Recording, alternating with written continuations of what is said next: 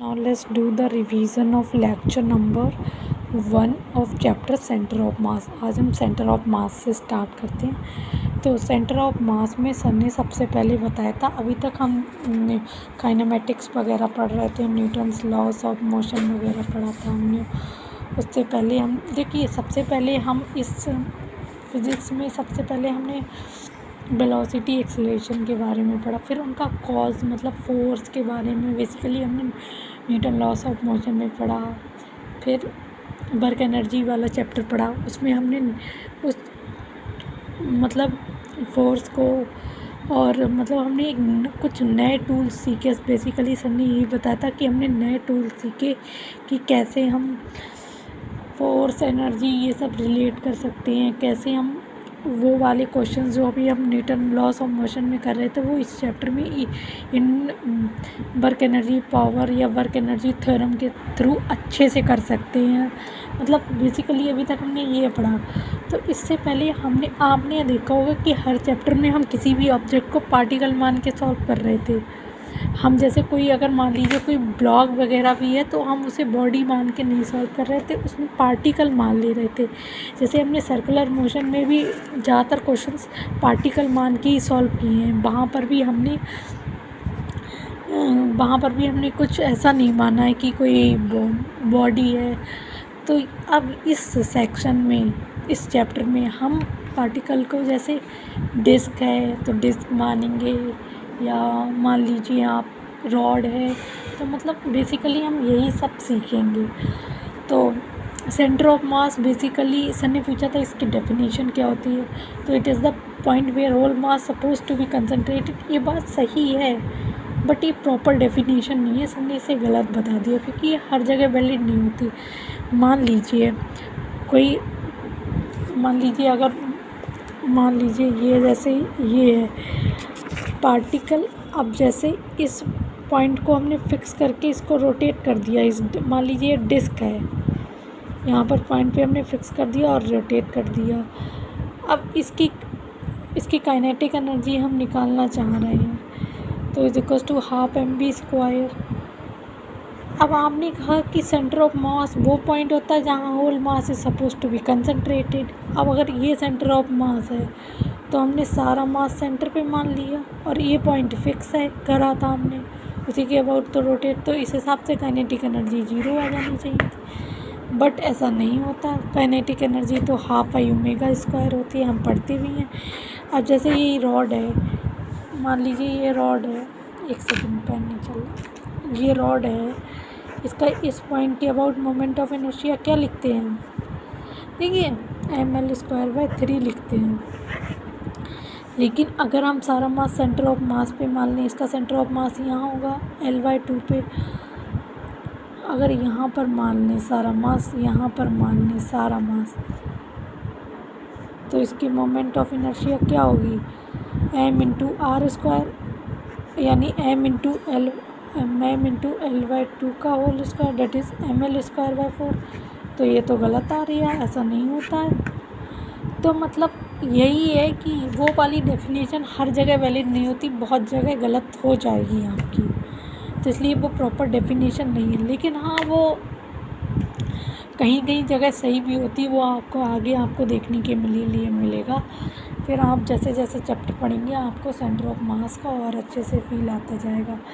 अब जैसे सर ने बताया था कि प्योर ट्रांसलेशनल, प्योर रोटेशनल और CRTM जिसे कंबाइंड रोटेशनल ट्रांसलेशनल मोशन भी बोल सकते हैं, और CTRM मतलब कंबाइंड ट्रांसलेशनल रोटेशन मोशन और combined rotational and translation motion. तो प्योर रोटेशन मोशन जैसे ये होता है, जैसे ये कोई रॉड है मान लीजिए, अब हमने इसका सेंटर ऑफ मास वाला पॉइंट आगे v वेलोसिटी से जा रही है और इसके और पार्टिकल्स v वेलोसिटी से आगे जा रहे हैं, मतलब सारे पार्टिकल्स सेम वेलोसिटी से मतलब मैग्नीट्यूड भी फिक्स, डायरेक्शन भी फिक्स, ऐसे मूव कर रहे हैं, तो वो प्योर ट्रांसलेशनल मोशन है। अब जैसे कोई बॉडी है, अब यही रॉड है, अगर इसे मैं फिक्स कर दूँ एक पॉइंट, उसके अबाउट इसे रोटेट करा दूँ ओमेगा से, तो ये प्योर रोटेशनल मोशन हुआ, क्योंकि इसका सेंटर यहाँ पर ये रोटेट नहीं कर रही बॉडी, इस फिक्स पॉइंट के अबाउट बस घूम रही है, तो ये प्योर रोटेशनल मोशन हुआ। अब जैसे ये एक रॉड है, अब इसके सेंटर ऑफ मास उसको मैं आगे v वेलोसिटी से घुमा दूँ और उसे मतलब यहाँ फिक्स नहीं, यहाँ पर v वेलोसिटी से आगे भी जा रहा है और ओमेगा से घूम भी रहा है, तो ये हो गया कंबाइंड रोटेशनल ट्रांसलेशनल मोशन, और CTRM भी कुछ लोग कहते हैं। जैसे अब ये पेन है, अब जब ये ऐसे ऐसे जाए, जैसे आपने क्रिकेट में देखा होगा बॉल पूरी स्पिन करते हुए जाती है हवा में, मतलब ऐसे ऐसे घूमती हुई भी जाती है और आगे भी जाती है, तो वो होता है हमारा combined rotational and translational motion. फिर एक सेकंड, जैसे आपने क्रिकेट में जैसे देखा बॉल स्पिन करके जा रही है आगे ऐसे, अब मान लीजिए मतलब आगे भी जा रही है, और तो इसमें एक ऐसा पॉइंट है, देखिए जैसे मान लीजिए यहाँ पर कोई पॉइंट ए है, वो V है, फिर वो थोड़ी देर बाद ये यहाँ ऐसे, मतलब ऐसा तो है नहीं कि ये वाला पॉइंट यहीं पर, लेकिन ये कभी यहाँ पर, लेकिन ये बीच वाला पॉइंट, इसकी लोकेशन फिक्स है। ये मतलब देखिए ये आगे तो जा रहा है, लेकिन ये रोटेट नहीं कर रहा होगा, ये वाला पॉइंट आगे जा रहा होगा, ये रोटेट नहीं कर रहा है, तो मतलब ओनली ट्रांसलेशनल मोशन कर रहा है। तो हर पार्ट और सारे पार्टिकल्स का मोशन अजीब है, अजीब कर रहे से है। तो इस पॉइंट जैसे अब तो सेंटर ऑफ मास बेसिकली वो पॉइंट है जिसके अबाउट प्योर ट्रांसलेशनल मोशन हो, रोटेशन नहीं हो। अब जैसे ये रॉड है, तो इसमें हम कौन से पॉइंट पे वेलोसिटी दें कि ये सिर्फ और सिर्फ ऐसे समझ लीजिए किस जगह थप्पड़ मारे कि प्योर ट्रांसलेशनल मोशन करे, रोटेशन ना करे, तो बीच वाले पॉइंट पे आप करके भी देख सकते हैं। अगर ऐसे करेंगे तो देखिए बीच वाला तो बेसिकली सेंटर ऑफ मास वो पॉइंट होता है जो मतलब प्योर ट्रांसलेशनल मोशन करे, रोटेशनल नहीं। तो सर ने कहा था आगे आपको चैप्टर में बहुत सी चीज़ें अच्छी अच्छी पता लगेंगी, आप समझते जाएंगे।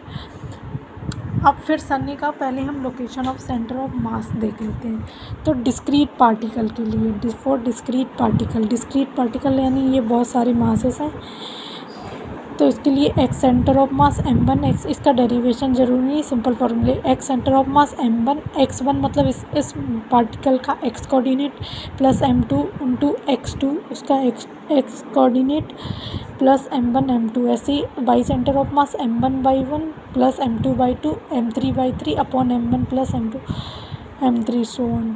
फिर z centre of mass m1 z1 plus m2 z2 plus m3 z3 m1 m2 plus m3। r centre of mass is m1 r1 plus m2 r2 upon m1 plus m2। अब लोकेशन आपको यहाँ पर ये basically position vector है मास m1 का, मतलब position vector है, जैसे 4i कैप 3j कैप ऐसे मतलब लिखना होगा।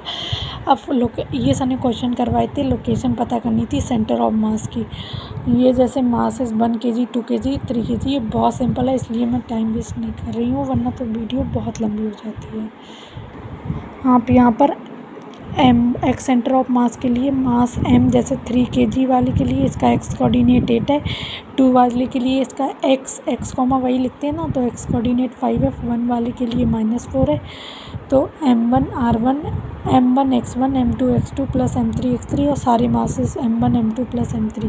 यहाँ से सॉल्व करेंगे x सेंटर ऑफ मास 5 आ जाएगा। ऐसे y2 यहाँ पर 3 kg वाले का y कोऑर्डिनेट 2 है, 2 kg वाले का 4 है, 1 kg वाले का 3 है।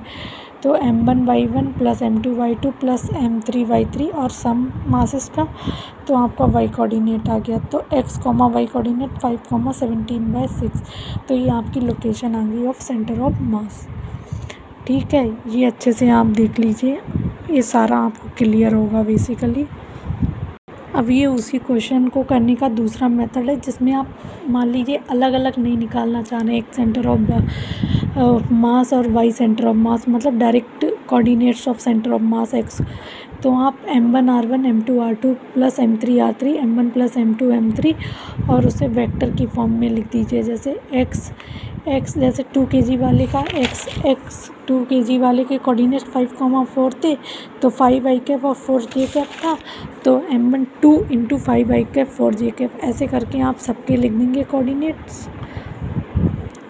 यहाँ पर माइनस क्यों है? देखिए माइनस इसलिए कि -4i cap plus 3j cap 1 kg वाले के लिए अपॉन 6, मतलब ये वेक्टरली लिखने, मतलब अगर -i कैप में है तो माइनस, और फिर r सेंटर ऑफ मास, ये सब करने के बाद सम मासेस का सम नीचे, तो आपका r centre of mass 30i cap plus 17i cap whole के नीचे 6, तो आपका डायरेक्ट ही आ जाएगा। और ये सिमिलर क्वेश्चन है जैसा अभी पीछे वाला था, या तो आप ऐसे निकाल सकते हैं और डायरेक्टली भी निकाल सकते हैं इस वाले मेथड की तरह। जैसे इसमें x centre of mass, y centre of मास आपने अलग निकाला और ये z, तो ऐसे भी आप कर सकते हैं।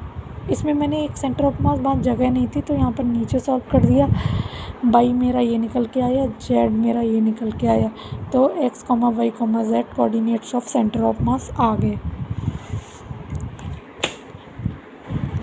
ठीक है, फिर सर ने एक क्वेश्चन ये दिया था 10 kg का मास 0,0 पे रखा, 2 kg का मास 12,0, इसका centre of mass x centre of mass M1 M2 plus, तो 10 kg वाले का x कोऑर्डिनेट 0, 2 kg वाले का 12, तो M1R1 upon M1 plus M2, 10 kg plus 2 kg, x centre of मास 2 आ गया, y सेंटर ऑफ मास 0 आ गया, तो r position of centre of मास 2,0 आ गया।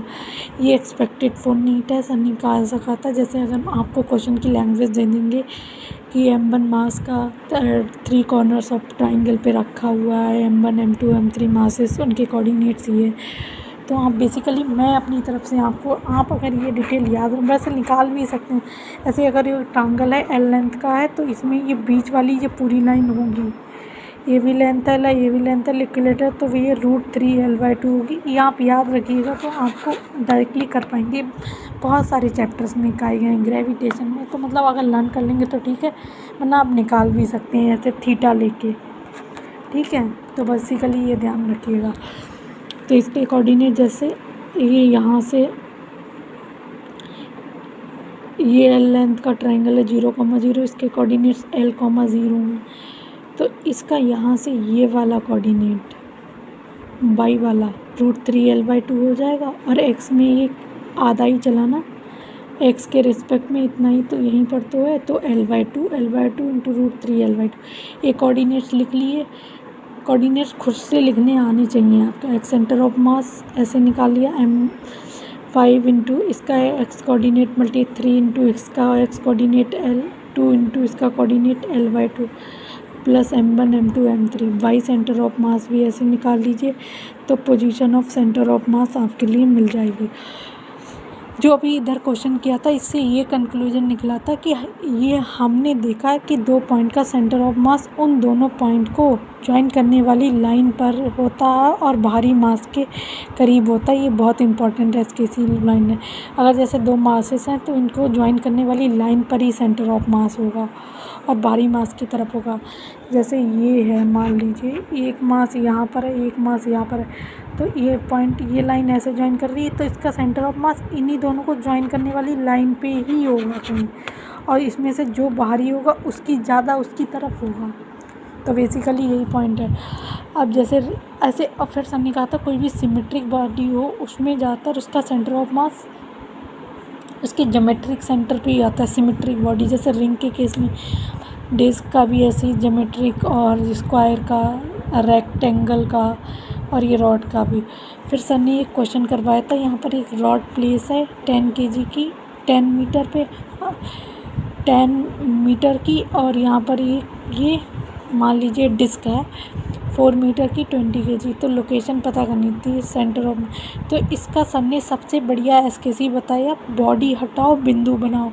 बिंदु मतलब सेंटर ऑफ मास ऑफ ये पूरे सिस्टम का पता करने के लिए इसका सेंटर ऑफ मास का बना लो, इसका सेंटर ऑफ मास बना लो, इसके कोऑर्डिनेट्स और इसके कोऑर्डिनेट्स लिख के M1R1 M2R2 upon m1 + m2 कर दो। जैसे 10 kg के रॉड के लिए भी बीच में ही होगा तो 5 मीटर पे होगा, तो 5,0 क्योंकि x तो इसमें 0 चला है तो x कोऑर्डिनेट तो 0 होगा, तो 0,5 0 मतलब x वाला पहले लिखते हैं 0,5, इसके लिए y वाला 0 होगा, यहाँ पर कहीं होगा इसका सेंटर ऑफ मास, तो 4,0। तो ऐसे ही ये लिख लिया, फिर m1 r1 करके ये कर दिया। बस सर ने इतना ही समझाया फर्स्ट लेक्चर में। आई होप आपको अच्छे से समझ में आ गया होगा, मैंने सब कुछ एक्सप्लेन कर दिया अच्छे से। थैंक्स।